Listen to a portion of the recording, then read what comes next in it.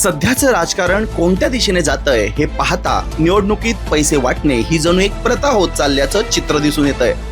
दुर्दैवाची बाब म्हणजे नागरिकही या प्रकाराला बळी पडत असल्याचं सातत्याने समोर येतंय।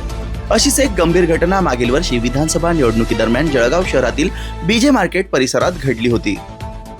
निवडणूक काळात सायली कॉस्मेटिक नावाच्या दुकानात पैसे वाटप सुरू असल्याची माहिती मिळाल्यानंतर पोलीस प्रशासन व FST म्हणजेच फ्लाइंग स्क्वॉड टीम ने संयुक्त कारवाई केली होती। या कारवाईत दुकानातून तब्बल 2,72,500 रुपये रोख रक्कम जप्त करण्यात आली होती। FST टीमचे प्रमुख गौरव चव्हाण यांनी याबाबत प्रसार माध्यमांना अधिकृत माहिती दिली होती। मी FST सत्यकार्यकर्ता आणि मला दुपारी फोन आलेला होता की संबंधित बीजे मार्केटमध्ये काही महिला ग्रुप करून उभ्या आहेत आणि तिथे पैसे वाटले जात आहेत। तर त्या आधारे आम्ही इथं पोहोचून संबंधित ठिकाणी चौकशी केली असली तर 2,72,500 रुपये आम्हाला आढळून तर त्याची पुढे चौकशी करण्यात येईल। उमेदवारांची लिस्ट वगैरे आहे आणि मोबाईल क्रमांक मोबाईल क्रमांक वगैरे आहे आणि आत्मनिर्भर संस्था चालवता येत असं त्यांनी सांगितलं आहे। पार्लरमध्ये आत्मनिर्भर संस्था चालवता येते लेडीजची जवळपास त्यांच्याकडे 10,000 ते 12,000 महिला तिथे आहेत। दर महिन्याला ते येतात आणि पैसे वगैरे त्यांना घेऊन जातात असं ते बोलतात आपल्याला आणि सगळं चौकशी होईल। पैसे जप्त केले पैसे जप्त केलेले आहेत। पण आता पुढील चौकशी काय? पुढील चौकशी आपण पैसे सीज करू सीलबंद पेटीमध्ये आपण पैसे जिल्हा कोषागार विभागात 2,72,500 यादी कुठल्या भागातली आहे काय यादी आता ती पूर्ण चौकशी करू आम्ही यादीची। संशयिताचं नाव विचारायचं।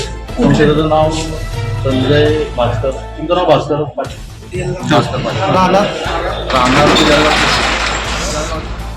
संबंधित कारवाईनंतर जिल्हापेठ पोलीस ठाण्यात 232/24 न्याय संहिता व 170/73 अन्वये अदखलपात्र गुन्हा दाखल करण्यात आला आहे। निवडणूक आयोगाच्या नियमाने निवडणूक मतदारांना पैसे वाटणे मोठा गुन्हा असतो, मात्र अदखलपात्र गुन्हा दाखल होतो हे मात्र आश्चर्य। त्यावेळेस तत्कालीन जिल्हाधिकारी आयुष प्रसाद हे निवडणूक निर्णय अधिकारी होते, मात्र या प्रकरणाला वर्ष उलटूनही जप्त करण्यात आलेली रक्कम नेमकी कोणाची होती हे अद्याप स्पष्ट झालेलं नाही। पोलिसांकडून मिळालेल्या माहितीनुसार ही रक्कम सध्या न्यायालयाकडे जमा असून 31 जानेवारी 2025 रोजी न्यायालयाने तसा अहवाल सादर केला आहे। तरीही रक्कम कोणाच्या मालकीची होती याबाबत ठोस निष्कर्ष न निघाल्याने अनेक प्रश्न उपस्थित होत आहेत।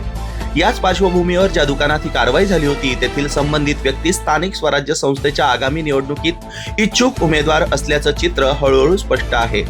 संबंधित व्यक्तीने एका संस्थेच्या माध्यमातून विविध सामाजिक व सार्वजनिक उपक्रम राबवून जनतेचं लक्ष वेधण्याचा प्रयत्न केल्याचं दिसून येतं।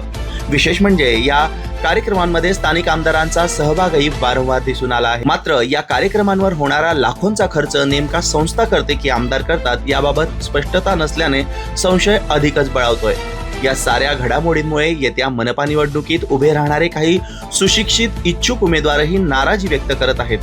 पैसे वाटण्यासारख्या प्रकारांमुळे प्रामाणिक उमेदवारांना संधी मिळत नसल्याची भावना ते व्यक्त करत असून न्याय व्यवस्था नेमकी कशी काम करते आणि लोकशाही खरोखरच धोक्यात आहे का असा गंभीर प्रश्न उपस्थित केला जातोय।